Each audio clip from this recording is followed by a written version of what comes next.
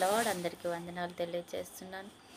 ఈరోజు దేవుడు ఇచ్చినటువంటి వాగ్దానము మత్తయి సువార్త 6వ అధ్యాయం 26వ వచనంలో వ్రాయబడినట్టుగా ఆకాశ పక్షులను చూడుడి, అవి విత్తవు, కోయవు, కూర్చుకొనవు, అయినను మీ పరలోకపు తండ్రి వాటిని పోషించడా? వాటిని పోషించుచున్న దేవుడు మిమ్మల్ని పోషించడా? నిజమే. అవి విత్తవు, కోయవు. ఆకాశ పక్షులు ఎప్పుడైనా విత్తడం చూసారా? కొయ్యడం చూసారా? పంట కూర్చుకొనడం చూసారా? కానీ అవి పుష్టిగా ఆహారాన్ని భోజిస్తాయి. ఏది కావాలంటే అది తింటాయి. మరి ఎలాంటి రుచి కావాలంటే అలాంటి ప్రదేశానికి వెళ్ళి తింటాయి. అవి వాటిని పోషించుచున్న దేవుడు మిమ్మల్ని పోషించడా అంటున్నాడు దేవుడు.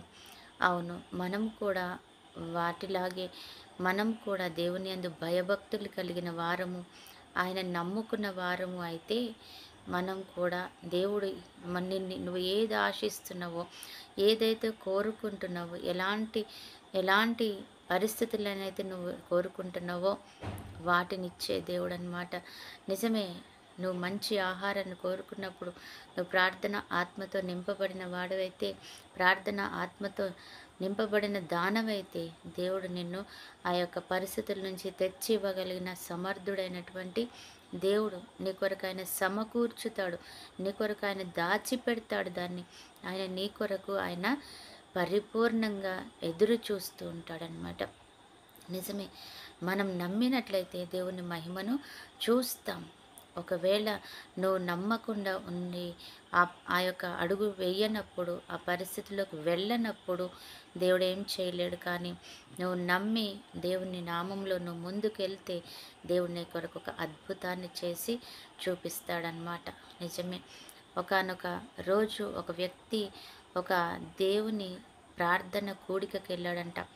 ప్రార్థన కూడికకి వెళ్తే నీ చేతిలో ఉన్న డబ్బులని దేవునికి గుప్పెలుగా వెయ్యి, దేవుడు నీకు రెండంతలు ఇస్తాడు అని అంటే, ఆయన అవనుకుని సంపాదించినటువంటి ఆ సంపాదన ఒక 100 రూపాయలు ఉంటే ఆ 100 రూపాయలు తీసుకెళ్ళి అందులో వేసేసాడంట.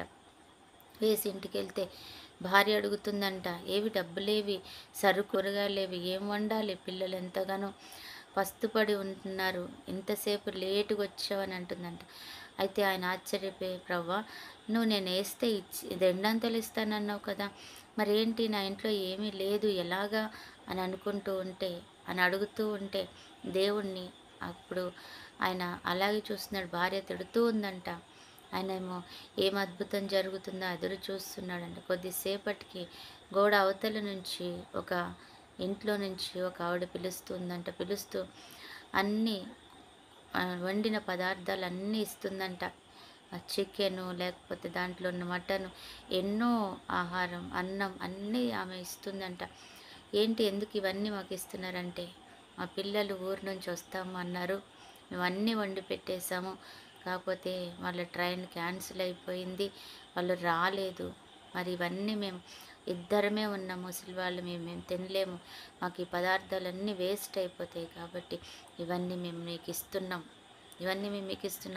ఈరోజు మీరు తినండి. నిజంగా ఆ 100 రూపాయలు పెడితే వారు ఎన్నడూ తినని భోజనం వారు ఆ రోజు తిన్నారు.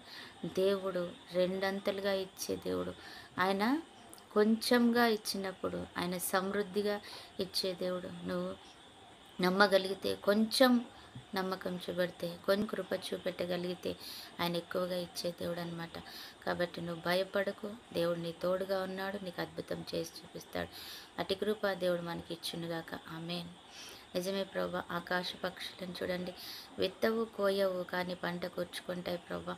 మేము కూడా తండ్రి ప్రభా, ఎటువంటి పరిస్థితుల్లో నన్ను సాయం చేసే దేవుడవే, పరిశుద్ధాత్మ దేవుడు మీకు తోడుగా ఉన్నాడు, మీరు భయపడొద్దు అంటున్నావు తండ్రి. దేవుడు అద్భుతం చేసే దేవుడు, కానా విందులో నీళ్ళని ద్రాక్షారసం చేసే దేవుడు అని నేను అంటున్నావు తండ్రి. వాగ్దానం చేసిన దేవుడు నమ్మదగిన దేవుడు కాబట్టి ప్రభా, మమ్మల్ని జ్ఞాపకం చేసుకుని ఎటువంటి సమయంలోనూ కూడా ఎటువంటి తన వ్యతిరేకతలోనూ కూడా మమ్మల్ని ఆదరించి ఆశీర్వదించే గొప్ప దేవుడునైనా జ్ఞాపకం చేసుకొని మాకు సహాయం చేయండి. పరిశుద్ధాత్మ దేవుడా, నీకు వందనాలు చెల్లించుకుంటున్నాం. ఈరోజు మమ్మల్ని జ్ఞాపకం చేసుకొని ఆయన మా మీద నీ కృప మెండుగా ఉంచండి, నీ ఆత్మతో మమ్మల్ని నింపమని బ్రతిమలాడుచున్నాం తండ్రి.